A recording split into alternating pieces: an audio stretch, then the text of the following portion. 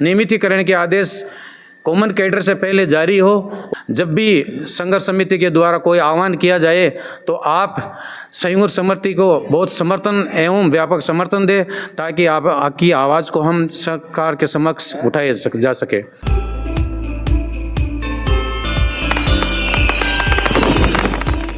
सहकार कर्मियों की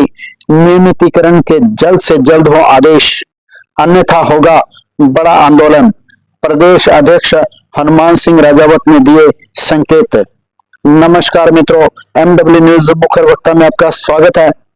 बता दें कि राजस्थान बहुउद्देशीय सहकारी सोसाइटी कर्मचारी यूनियन जयपुर की बैठक में प्रदेश अध्यक्ष हनुमान सिंह राजावत ने कहा कि सबसे पहले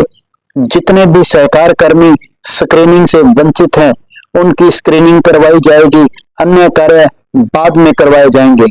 श्री राजावत ने बैठक में मौजूद समस्त प्रदेश कार्यकारिणी सदस्यों और जिला अध्यक्षों को आश्वस्त किया कि सबके साथ और सबके विश्वास के साथ ही आगे बढ़ेंगे और पूरी संघर्ष समिति को साथ लेकर चलेंगे। हम सब एक साथ हैं और किसी के बहकावे में न आए।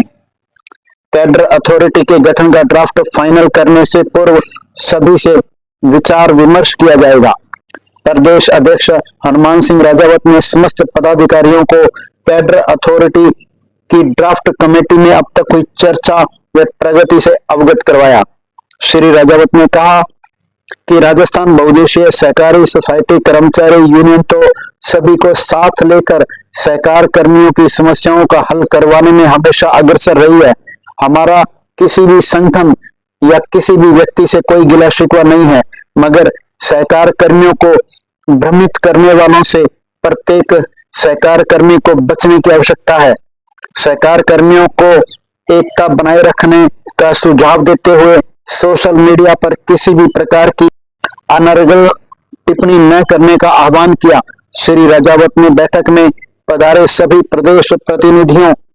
जिलाध्यक्षों और सहकार कर्मियों का आभार जताने के साथ साथ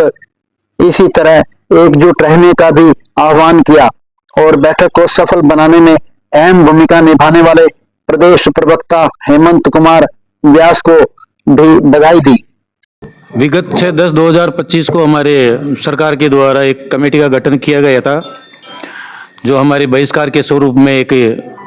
आगे कदम बढ़ाते हुए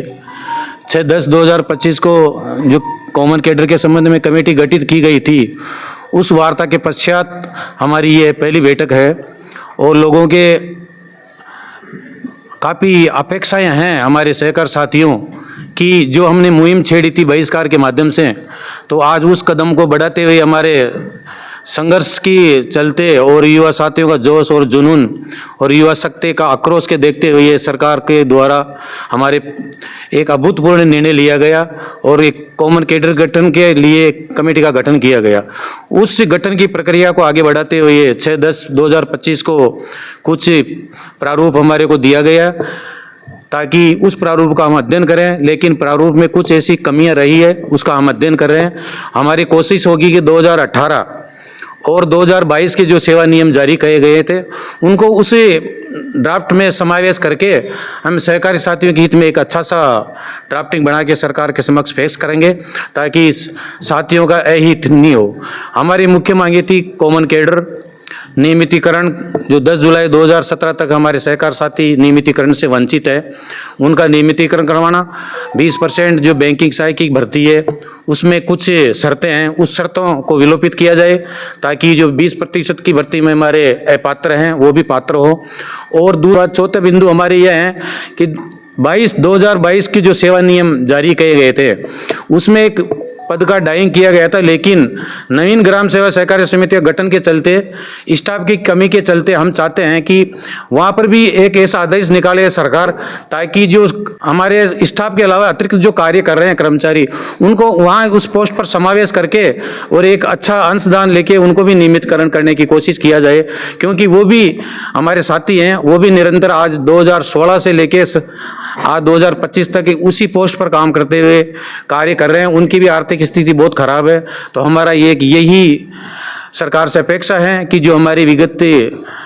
29/9/2025 से जो हमारा जो आयोजन किया जा रहा था बहिष्कार के स्वरूप, उस मांगों का निस्तारण आप जल्दी करें। अगर नहीं किया जाएगा तो हमने 30 तारीख तक का जो अल्टीमेटम दिया गया था, उस अल्टीमेटम से पहले हमें एक बार पुनः स्मरण पत्र और संघर्ष समिति के माध्यम से दिया जाएगा, ताकि नियमितीकरण के आदेश